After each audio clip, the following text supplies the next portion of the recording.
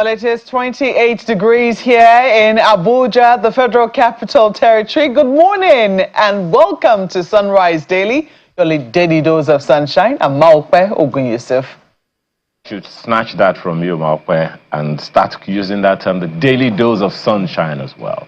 Well, it's just +1 here, 29 degrees in Lagos. Amaya Makinde, March 7, 2025 is today. Good morning and welcome to the show.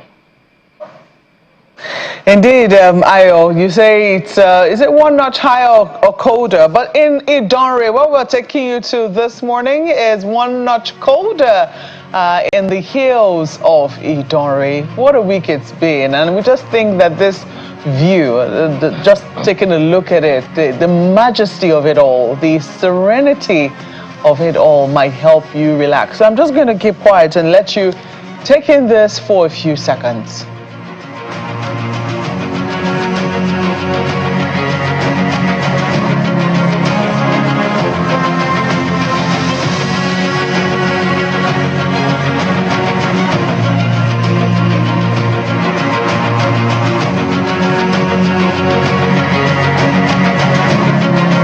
I do wish that because I could stare at this for hours and hours. But I guess at some point we have to talk. So, and maybe come back to reality. Idonre is always a lovely place to visit. The hills in Ondo State, I believe. I shouldn't believe, I should know.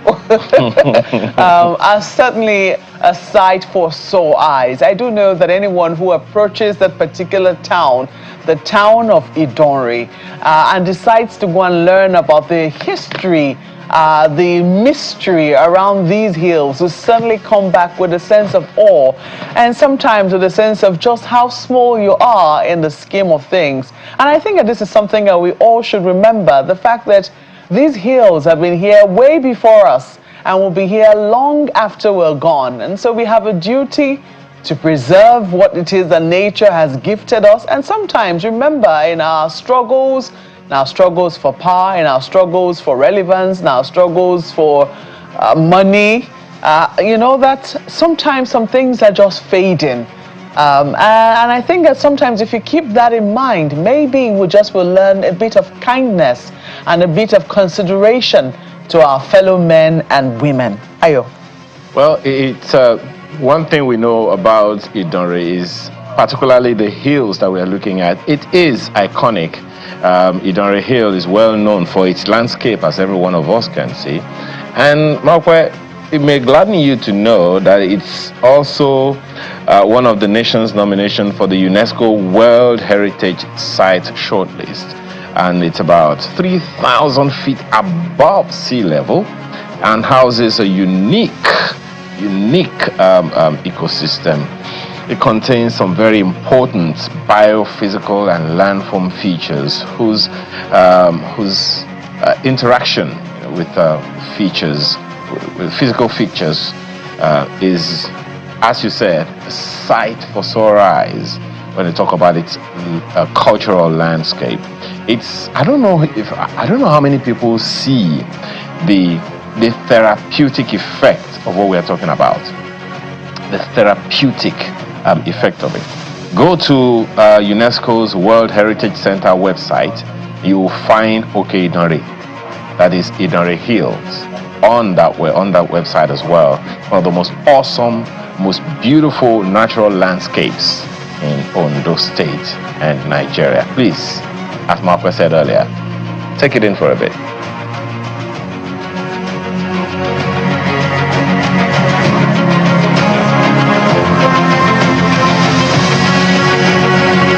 I do wish that we could leave you there, but sadly, as I always say, we have to come back down to earth. And what did we see on earth yesterday, Ayo? You know, vestiges of our past that we thought we had left behind. It looks like the director is not yet ready to come down to earth with us. if I'm still seeing what I'm seeing on TV this morning. But maybe when they're ready, okay, yes, I can see you now, and I can see myself. So I guess the director is ready to come back down to earth. But this matter which I bring before you is no laughing matter. It's a matter that, really does call for concern from amongst every right and rational thinking Nigerian. Yesterday, we understand that members of the armed forces, some have said the Air Force, some say, oh no, it's the Navy, some say, but clearly I think the people that have not been mentioned are the Nigerian Army. From their uniform, people have said it's either they were Air Force officers or that they were naval officers. But no one has mentioned the Nigerian Army. Clearly, what we know is that they were members of Nigeria's armed forces. And I think this is where, it concerns everyone who went to the office of the Ikeja Electric Distribution Company yesterday and forced their workers out, subjecting them to subhuman treatment, corporal punishment, because they did not have electricity or their electricity had been cut off. And so they took out their anger on, the workers at the Ikeja Electric, asking them to kneel down, hands up, destroying things in their offices, breaking doors open. These were the sights that we saw yesterday in Lagos. And it is really heartrending. You have to ask, what exactly, in what republic do the members, these people who carried out this, in what republic do they think that they're in? The same constitution that gives them the authority to act in the manner that they have, it gives them the power, the authority to be, members of the armed forces, is the same constitution that we are all subject to. And for all that we know, we are in a democracy. If you do have problems with the electric company, there are ways to get your grievances addressed. It is not to go there and beat up workers who are just, going to work as usual. And from what we understand and from what we heard, the Ikeja Electric Company maintains that the barracks now owe them over 4 billion naira. 4 billion naira. They are indebted to the sum of over 4 billion naira. And this matter has been on for a while, that government agencies, federal parastatals and what have you, oftentimes refuse to pay their electricity bill. And there usually has to be a negotiation, and still they want to lord it over these electricity distribution companies, forgetting that they have now been privatized and that they need their money to be able to function. So these are the issues. I mean, these matters have been raised over and over again. But for members of the armed forces to think that, they can go, and force and punish and beat up and destroy, no, this certainly needs to be condemned by all right-thinking individuals. Ayo. What saddens me about this, from information available, is that, what you will find, in media reports all over the place, is that the team was led by a woman and that they refused to budge, even when the police intervened in the matter. I think this should be escalated to the highest levels. From time to time, we always talk about the fact that security agencies don't seem to collaborate. Sometimes when people have, and I've contended with this for some time, when people are wearing certain uniforms, they assume that they have ultimate power and authority to do and undo, as we say. This matter should not be swept under the carpet, and we will do our best to follow up on it as much as possible to ensure that the needful is done. This, what's also interesting, Malcolm? What's also interesting is that it is coming at a time when the NERC no longer supervises electricity regulation. That fact, since Lagos State signed its own Electricity Regulatory Commission, has been taken over. That function has been taken over by the Lagos State government, Lagos State's own Electricity Regulatory Commission. So they are supervising Ikeja and supervising all the ones that serve people in Lagos. So I'm wondering how all of this is going to play out eventually. As I said, so we don't waste too much time on this matter, this matter should not be swept under the carpet. Let it be investigated to the highest I am very sure that they did not know, the officers who went to the Ikeja headquarters did not know that, anyone took any recording of them the way they did. Now, this did not happen at their barracks where the disconnection happened. They left their offices to come to this location on your screen to foment such acts, as Marco said, that we have the vestiges of our history. But it's happening again. It means that we haven't quite learned from history, or some people haven't quite understood that we have since left those years of guerrilla operations. So, Marco, I think we have to, as much as possible, follow this through until at the end of the day we know who authorized this and why it was done in the first place. That's my take, Marco. Indeed, and the leaders of their institutions do have a responsibility to speak up. If they did not sanction this, if this is not something that they support, then we ought to be saying a statement by now saying that these men acted, and women, I must add, since it's already out there that a woman was the one who led this. These men and women acted on their own, that this is not something that they condone or support. Yes, you might be aggrieved, you might be unhappy, and I don't know that, yes, right now, as we've been reading temperatures all day, and we know that it does get sweltering hot much later. However, there are ways to address your grievances. If the institutions are unable or unwilling to pay the debts that they currently owe, there can be negotiations in such a way that electricity is provided to, the members of the armed forces. But for people to take the laws into their own hands, or just to say that we still expect a response from the army authorities, from the armed forces authorities. Yes, it would be very appropriate to hear from the DHQ at this time, because we do know that they have some supervisory role over all the three agencies, the three bodies that make up the armed forces. So let us hope that we do get a response from the authorities, and that they do not try to sweep this under the carpet. This certainly is very irresponsible behavior. Well, we'll take a break at this time. We're back very shortly to look at the matters that we have for you today, and they're quite extensive, but mostly from the South region of the country. Please stay with us.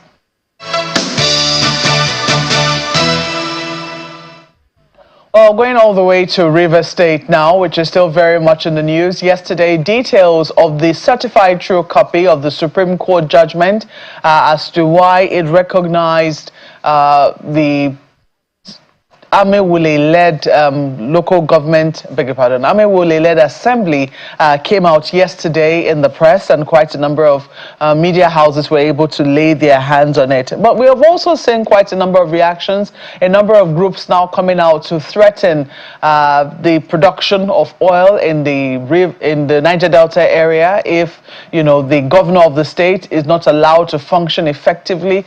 The political crisis in Rivers State still hangs in the air, and there are questions as to how it's going to be resolved. Will it ever get resolved, or will it be like this for the next 4 years? These are the questions that we'll be asking this morning. We have as our guest High Chief Ambassador Sobomabo Jackridge joining us all the way from Port Harcourt this morning. Good morning, and good to see you. Good morning. You're welcome. Thank you for having me. Well, this is some of the issues that we're looking at this morning. I know that you must be concerned as a citizen of Rivers State, and also as a resident of Rivers State, about some of the events that have transpired in the last 2 weeks in your state. Can you give us your own overview of what you make of the happenings in the last 2 weeks?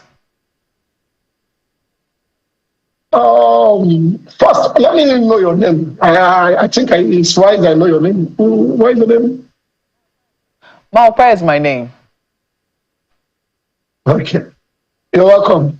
For me, what is happening in Rivers State is actually not fair to Rivers State, because this is the first time Rivers State is experiencing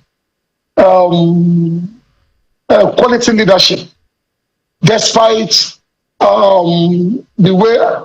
despite how the governor emerged. For me, I am not in line with the governor from this onset.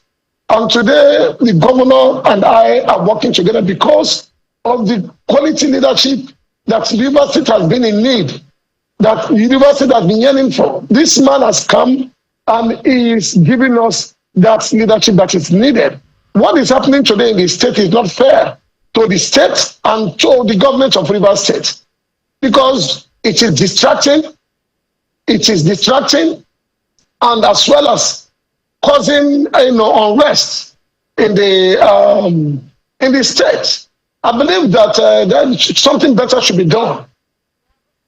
There have been quite, when you say that it is causing unrest, some people will say that, well, the reason why these matters were in court was so that, their lordships can resolve the crisis and, all disputes can be laid to rest. So what exactly do you consider unfair? Is it the judgments that you consider unfair, or the political crisis? Ranging from the crisis between the former governor Wike, the present minister of FCT, and the governor of the state. The former governor of the state actually was instrumental to the emergence of the present governor today.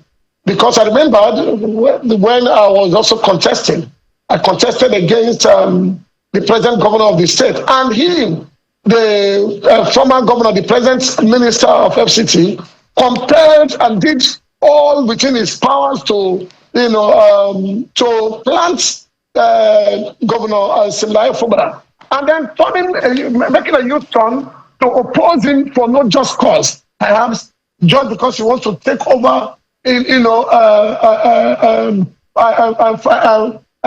leadership or control of the entire running of the state. But it is not so. Whether the man was your boy or was your subject, today he has been saddled with the responsibility of leading Rivers State. You should give him a breath, at least a space to begin to attend to his functions. If you always want to control him, direct him, tell him what to sign, tell him what not to sign, you will make him look like he's just a ceremonial leader. That is one of the distractions. Secondly, what the Supreme Court, the judgment Supreme Court gave, I'm not a lawyer, but at least I want to say they are not fair enough. Because I've overheard some time ago, even some years ago, I saw it when Supreme Court judged against allocations to states, that it is not wise to impoverish the states, to deny the states allocations, because the people of the state, the civil servants, they bank on this. It is meager, but that is what they wanted. And you were telling me that they will go to work on daily basis, and when the month ends, they will not have access to funds, they will not survive. It means, in fact, it is it threatens the existence of the people in the state, even not even just the government, or not even only the leadership of the state, but even the people themselves. They'll be living in abject fear because of the stealing rate will be increased, criminality will be increased, and all that. So you need to give them their little. This is so. For me, my own query is that why would the Supreme Court not look for another route to take and consider these people who could not even fend for themselves into this their judgment delivery? You've raised the fundamental issues, and part of what you have raised is the independence or not of His Excellency Governor Fubara. But it does appear that Governor Fubara has, tried to extricate himself from whatever, hold he was in. And some people say perhaps that was the beginning of, the crisis. But fundamentally, part of what we saw, yes, the Supreme Court judgment seems to have been in two parts: the local government decision, the decision on local governments, and also the decision on the State House of Assembly, which was also in contention. The State House of Assembly was recognized because, according to what we see, they say that there was no evidence of defection. From your own interpretation, would you say that at least the fact that you now have in Rivers State one State House of Assembly legally recognized and functioning as such, does it also help in some way put an end to the crisis in the state? Well, the Supreme Court, in their wisdom, have declared or have rather directed the governor to represent the budget, the 2025 budget, before the right honorable Meule led 2024 budget, before the right honorable Meule led legislature.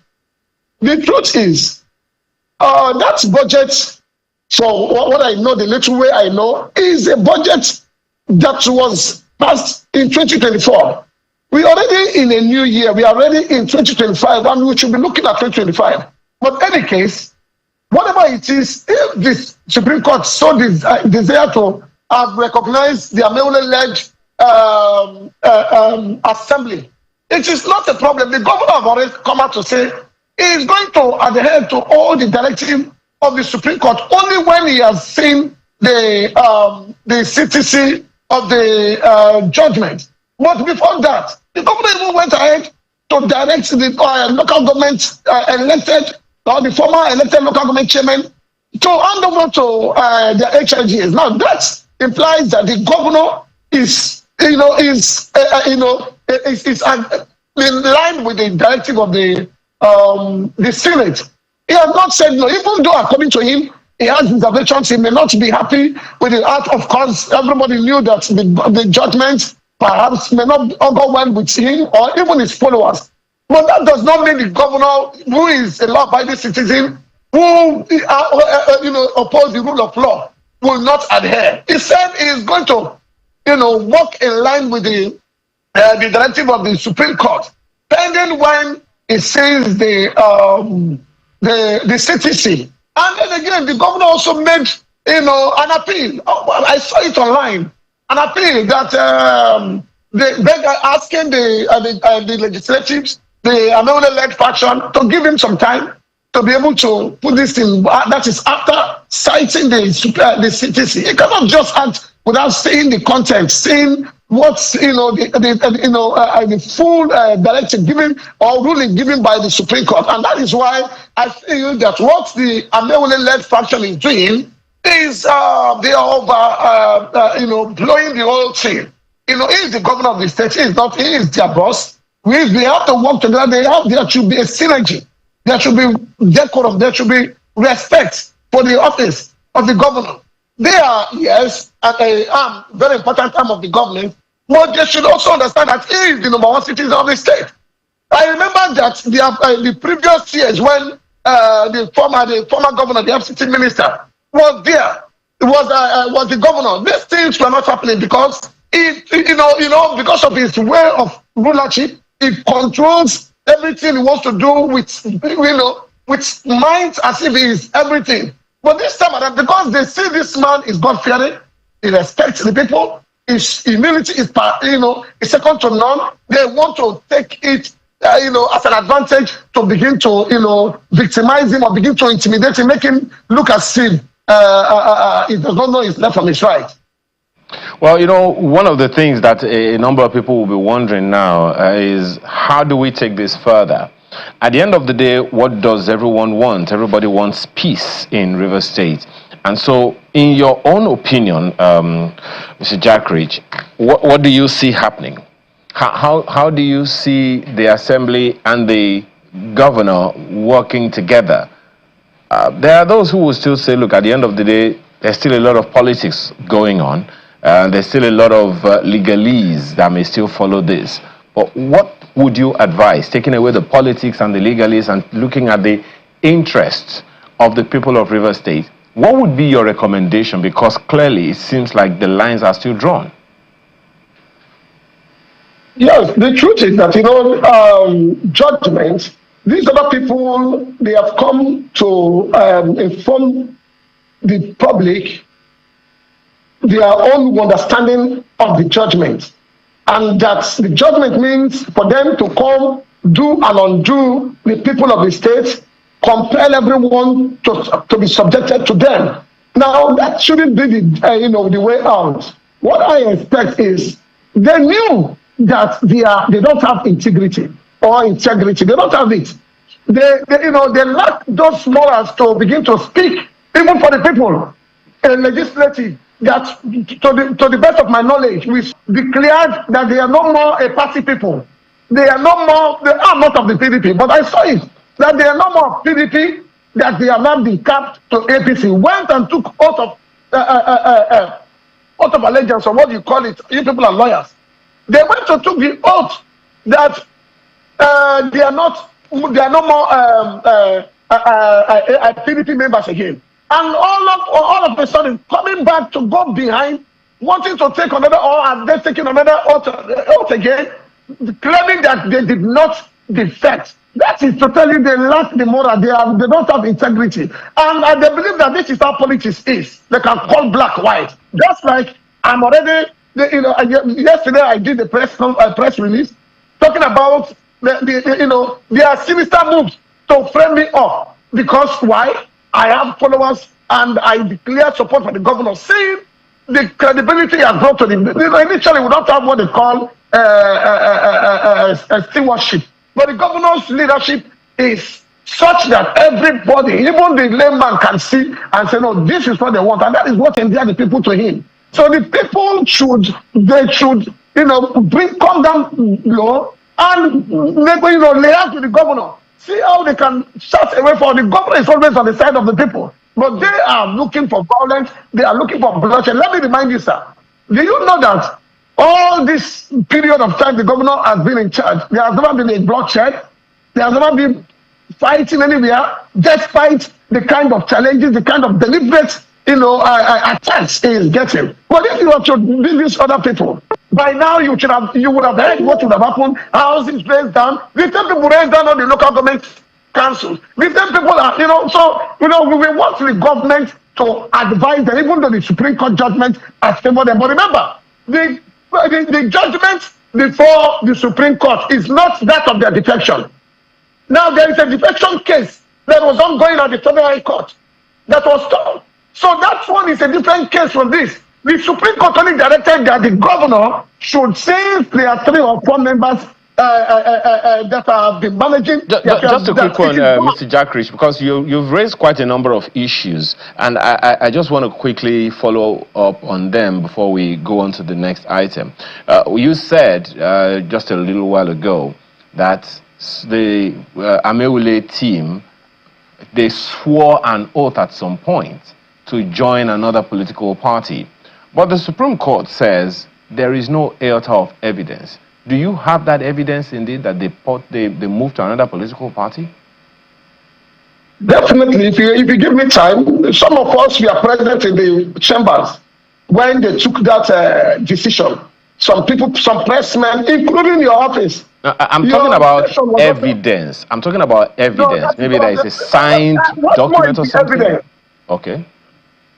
When people have gone to swear an oath that they have taken over across from one party to the other, is there any more evidence than that? Well, maybe it's something. Now, but what I understand in the eyes of the law, that particular case challenging their legitimacy or eligibility to continue as members, we are not before the Supreme Court. It was already, because you know that they defected in November, and then the Supreme Court, the case in the Supreme Court was already filed in November, and they defected in December. So you can imagine, so what is before the Supreme Court wasn't the Oh dear. Well, Mr. Jackridge, there are so many issues to raise from this matter, and sincere apologies that, we lost our connection at that particular point. Let's just hope that at least eventually all of these issues will be resolved. There are so many things, and I'm very sure that we'll still be able to bring you back, some other time to talk to us more about this. High Chief Ambassador Sokomobo Jackridge is the national leader of Simplicity Movement. Thank you so much for your time this morning. Before we segue into the next conversation, just to quickly inform you that a former presidential spokesperson and chieftain of the Labour Party, Dr. Doyin Okupe, has died at age 72.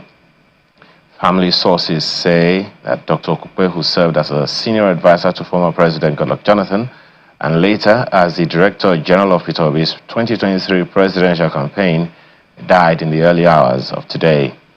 Dr. Okupe, a medical doctor, also worked as a media assistant to President Olusegun Obasanjo.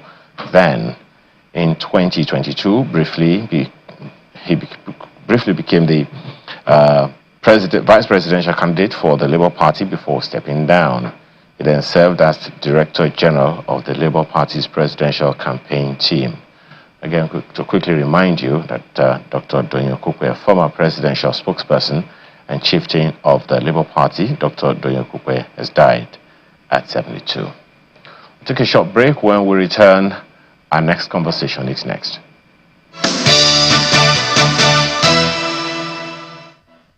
Our next conversation is happening right here in the Abuja studios, and we have Mr. Peter Ame joining us as the National Secretary of the Coalition of United Political Parties. Good morning and welcome to you, Mr. Ame. Good morning. Thank you for having me. Well, I don't know whether you want to quickly say a few words on the passing of Dr. Doyin Okupe. For me, he has served this country, he has contributed his own quota, and that every living person should see that we are just here for some time and use our time very well to try to make sure that this country works for the next generation, because we don't know how much time we will have. Indeed. Well, here we are, still discussing the different crises that we have. First, it was the National Assembly. We saw what happened there. On this program, this morning, we have talked about what has happened in the IKEDC in Lagos. We saw what happened with the military. Just now, we just spoke about the crisis in Rivers.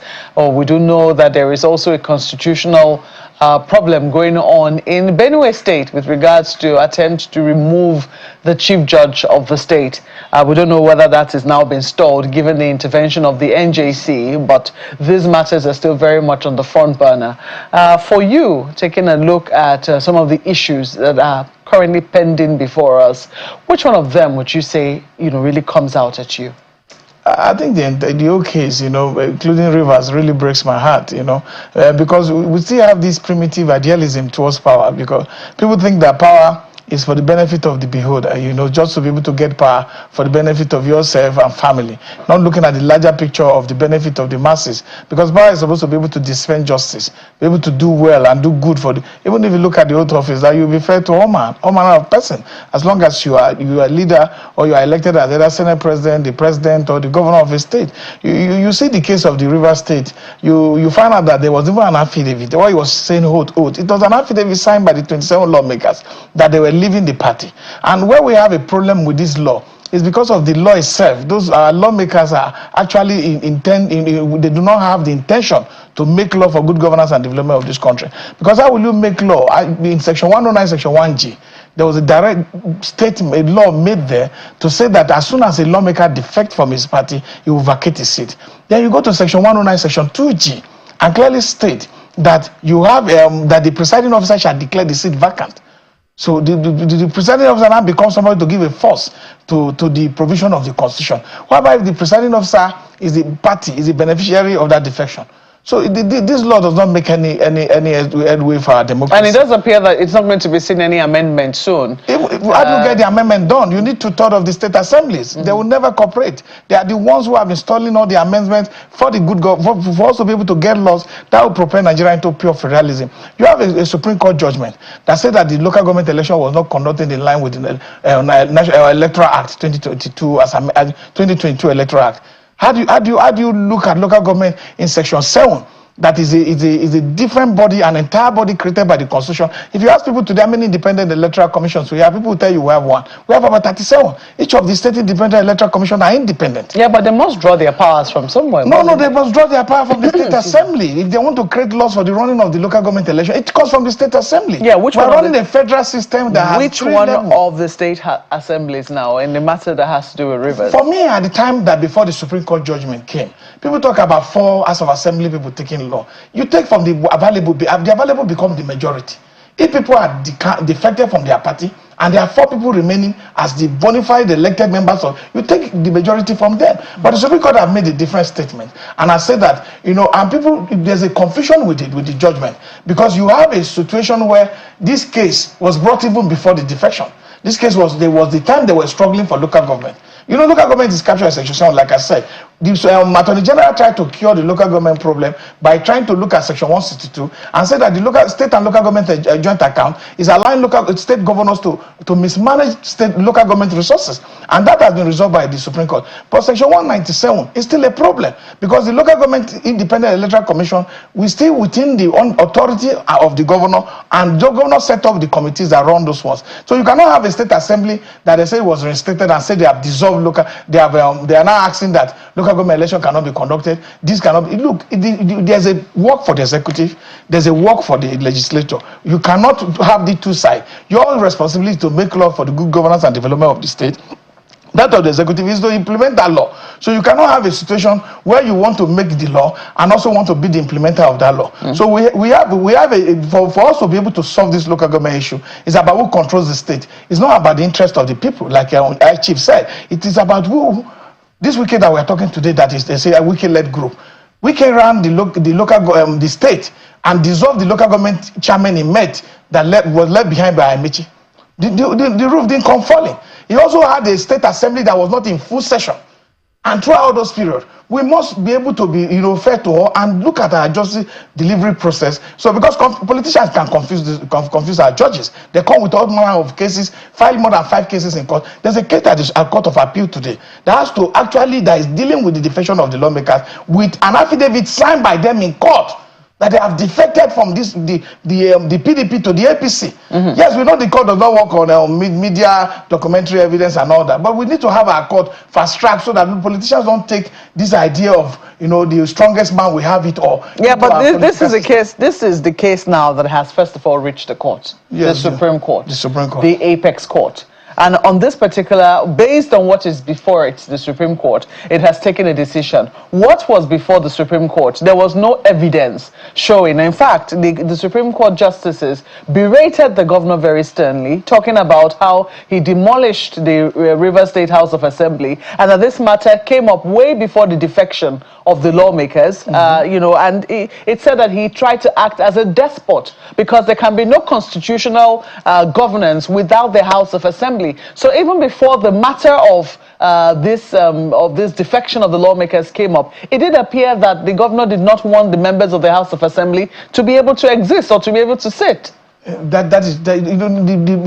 saying that the Supreme Court should not have considered that? No, for me, the Supreme Court shouldn't go into the arena of political, argument within parties and members of these are some of the remarks that came out of their judgment. The Supreme Court shouldn't go into but these are facts.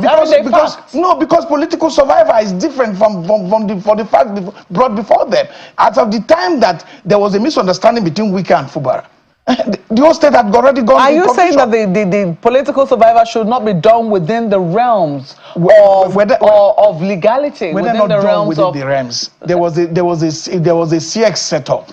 There was a CX that was supposed to conduct local government. I'm not talking about local government. You're talking about state assembly. I'm talking about the State House of Assembly. The State House of Assembly. The governor even presented the budget before them. These are just political statements. We can't just see that people are contesting ideas on national TV, and then that becomes a conclusion for this. I'm sorry, I did not quite catch that. You said the governor did what? No, the governor presented budget before the Indeed, what I'm saying is, yes, the governor did, but I'm also talking about the fact that the River State House of Assembly first was set on fire. It's unclear who did that. Till tomorrow we do not know who the arsonists are. So why are we blaming the governor? Just a moment, but we know clearly much later that the governor did order the demolition of that particular building. But see, I don't believe that we should go into this. And you just spoke about political survival. So the question I was asking you was, do you think that should have been done? Because that was what was insinuated. No. Should it have been done outside the realms of legality? I think that if you start to read perceptions to views or the actions of government, then none of these state government or even the federal government will stay. It's not the first time that State House of Assembly are demolished in this country. It's not the first time. Should we condone it? No, we shouldn't condone it. But if they say there's a renovation going on, why wouldn't it go on? I don't know the details.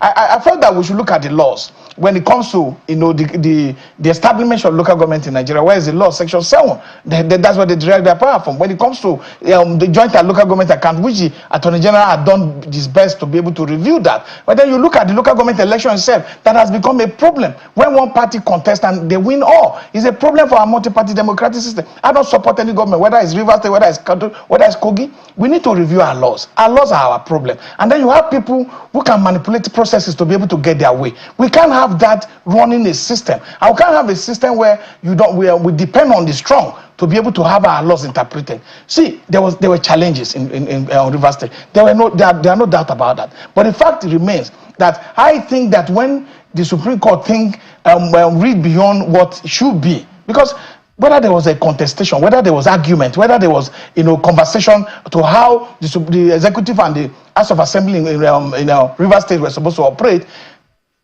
is an issue of democracy.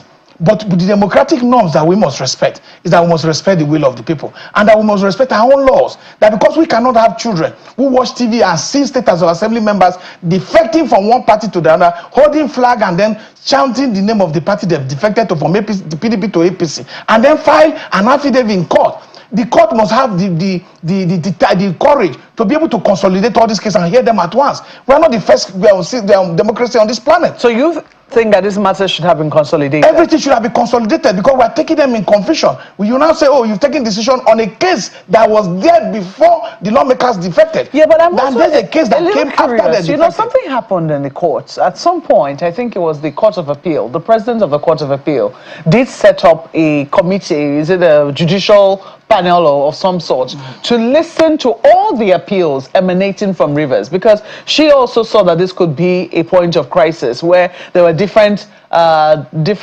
cases brought before it in piecemeal, and one case will come maybe with incomplete evidence, and you make a decision based on that, which could have binding effect on the other case. One would have thought that if all the matters were indeed consolidated at that appeal court level, that is a matter that should be before the Supreme Court. That's why we would have gotten fair hearing. That's why people would have got a balanced judgment. You can't say people are still arguing that there's a case in the Court of Appeal that came up after the lawmakers had defected, that had an attachment of an affidavit signed by the lawmakers that they have defected. There was even an attempt by the 27 lawmakers to withdraw the affidavit from court. So should we ask questions as to the success or otherwise of that particular issue, that particular panel as set up by the president of the Court of Appeal? The president of the Court of Appeal, I think she meant well. She wanted to do the right thing. She wanted to be able to do a consolidated case to be able to stop this confusion that we're currently experiencing. But I don't know.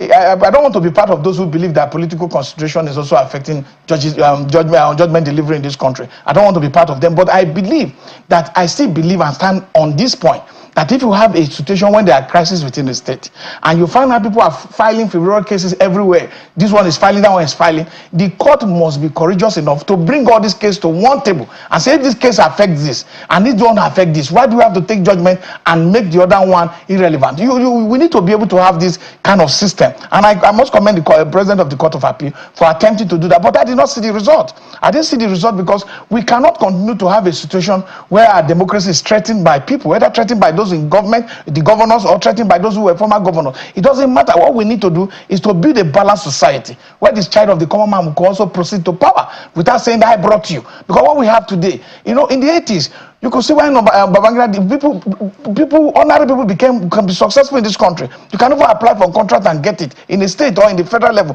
But today, nobody gets anything. It is power driven. It is within the carcass of those who are in government, and they do not allow the opportunity for growth for people. So we need to establish this fact that democracy must take its course, and for democracy to take its course, I've also have a state that must listen to our people, that will listen to the yearnings of our people and do what they want. Is for us to have a free and fair electoral processes. Because if we don't have that, it is on this foundation that we can build a stable democracy, build a democracy that can, withstand check and balance. If not, we have people who continue to say, I brought him, you brought me, I brought them. So these are the challenges we have in our democracy. Let us go to Lagos. I know I'll have a few questions for you.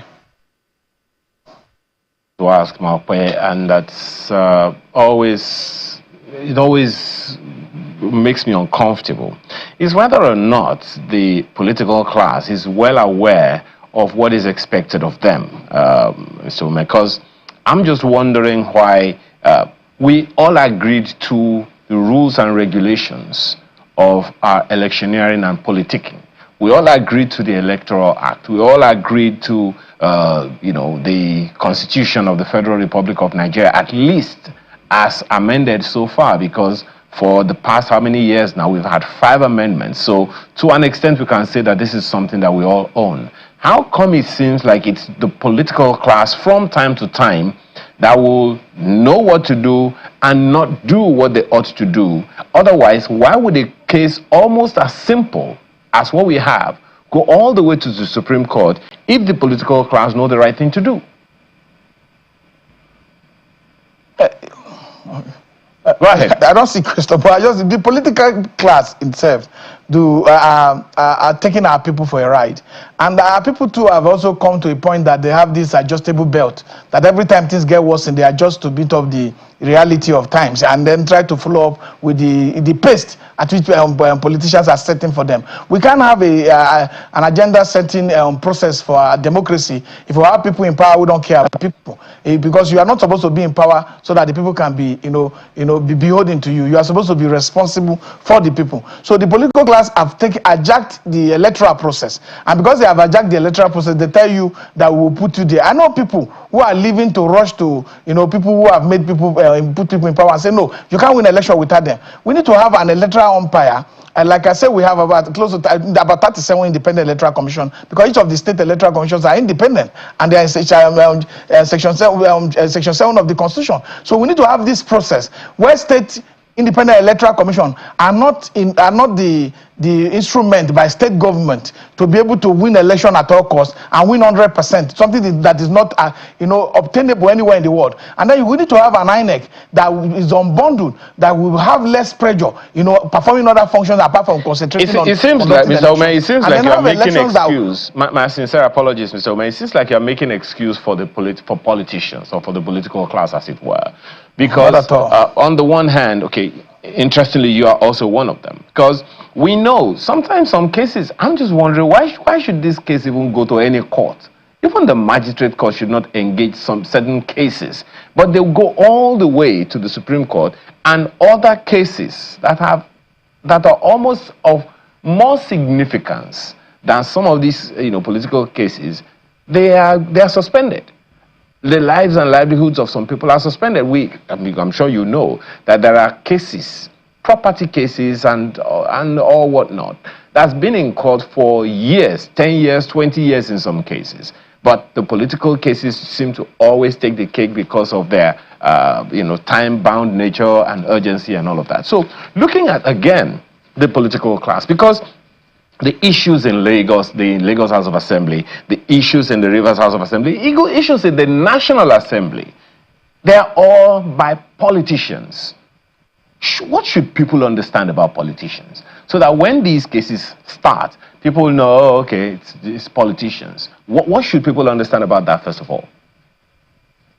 For me, we can blame the politician all we want. We can say anything about them we want. But you can't have a society where we borrow this democracy from. I travel to US all the time, and when we borrow this democracy from, when it comes to right of, how to entrench right, you find out that people's advocacy triumph over, the individual political interest. You can't have a situation where you have a Senate, a National Assembly that does not give fair hearing to its own members, a National Assembly that does not understand the principle of equal before, before all senators are equal before the law, and a National Assembly that does not understand all these things, and you blame only them. You find out that these things happen and there's no reaction by the citizens. We can't. When you take a sample, you take the sample from within the society. We must have citizens' advocacy and participation in democracy, not on election day. We must have a process where citizens understand that by keeping democracy alive, it takes an effort from pre, during and post-election period. We can't have a situation where we see things go bad and we continue to say, it will get better even when it continues to get worse. I'm glad that you mentioned. Politicians have their issues. Yeah. But this stealing, this misuse of power that we experience unabated is not just the fault of the politician, it's the fault of the entire society. I'm glad, Mr. Omer, that you mentioned, my apologies, one second. Because there's a generalization that all politicians are corrupt. That you mentioned, if you can hear me, I'm happy that you mentioned the example of the National Assembly. So the part that you have taken is one, all senators are equal, but among them they select who will lead them and all of that. But then there is also, because you also spoke about the independence of the state independent electoral commissions, they're supposed to be independent, and the independence and duties, responsibilities and all of each of these, they all have their rules of engagement. So does the National Assembly. The Senate, for instance, they say they have their rules, and that any senator that does not abide by its rules is going against the goad, so to speak. There's also that argument. It is the reason I'm talking about whether or not we have a political class that is elitist enough, that understands its responsibility to the people who gave them the jobs to govern them. I don't even believe that the people gave them the job, and they're about self, because you can't have a National Assembly today where you have, I think the PDP has about 34 senators also, and the Labour has senators there, NNPP has senators there, ADC has, so you can't have SDP has. These are opposition lawmakers, where you find out that one opposition lawmaker was singled out and treated the manner it was done without fair hearing. You can't have a petition from a fellow senator and you say it was dead on arrival. You can't have a situation where you say that a senator cannot, any attempt for a senator, and elected by our people from Kogi State, to over attempt to go to public and say she's a senator will be dealt with. You don't have the authority to take that, because if you look at Omagege's case and you look at the Ndume's case, the court has said that the Senate is always overreaching itself, that you cannot suspend member beyond 14 days. So is the Senate a law unto itself, that you have a rule that supersedes the authority of our court? You have a rule that supersedes pronouncement of court. You have a rule that supersedes the Constitution of the Federal Republic of Nigeria. Then we have a dictatorship in our hand. We can't have a democracy that survives based on those principles. If people are now in the Senate, because everybody feels that, look at what Sheikh Hussaini said, that he was almost suspended for telling Nigeria how much he earned. So you can't have this kind of situation where people live in fear while they were elected. But if people truly believe they're elected, they will act in the best interest of their people. They will defend the people's rights, and they will make laws as clearly stated by the Constitution for the good governance and development of our country, not for the good governance and development of personal interest. I'm just a little curious. I'm happy that you've gone to the Senate issue, because this is something that has now come forth, this issue of suspension. What powers does the Senate have, to suspend if a fellow lawmaker, hereby suspending a constituency from participating in parliamentary affairs? We have heard this argument over and over again, yet it doesn't seem to have caught on, especially with the the judgment which you cited. We also saw Senator Abdul Ningi, suspended for 3 months. He was recalled 2 months just before his 3 months was over. 2 weeks before his 3-month suspension was over. But he was suspended all the same. So we've seen these suspensions happen in spite of all of this. What do you think needs to happen? Because we see the Senate always trying to defend the regulation of their own internal affairs. That's the argument that they have put forward. What do you think needs to happen for this sort of argument, the judgments that have come up from the courts, to stick? I think what needs to happen is that, first of all, we need to. The foundation of all this is our flawed electoral system. It's the fact that people can, become candidate of a political party when they do not participate in primaries, and the court has a blame to share in this. You can't have a situation where Ahmed Lawal, a senator, because of Pablo, had an issue, and we clearly state that you must participate in primaries. There's no way the court can come. You must participate. If you are cheated while you participated and you were given wrong figures, the court can remedy that, but not the fact that the person was never part of the primaries. And then we have this situation where people can, do you know what happened in the National Assembly or in our state government? When you are an opposition lawmaker, how they walk to you and tell you, don't worry, we control this apparatus, we control that. When you get to us, we'll give you this.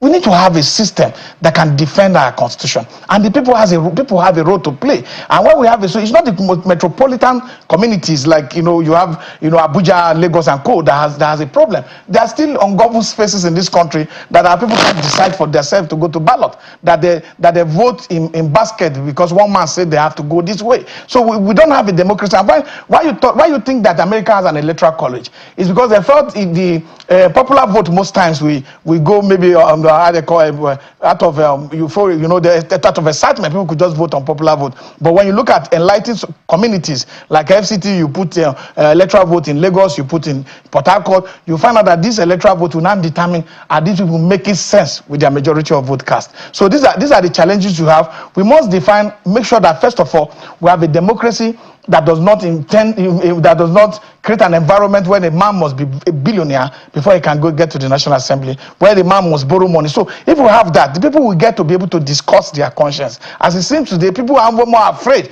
as senators than they were afraid as being citizens, because nobody can challenge the Senate president. You can find out the Senate president is somebody that I know very well. Yeah, but they had words. I mean, the senators had words, and they were allowed to speak after that suspension.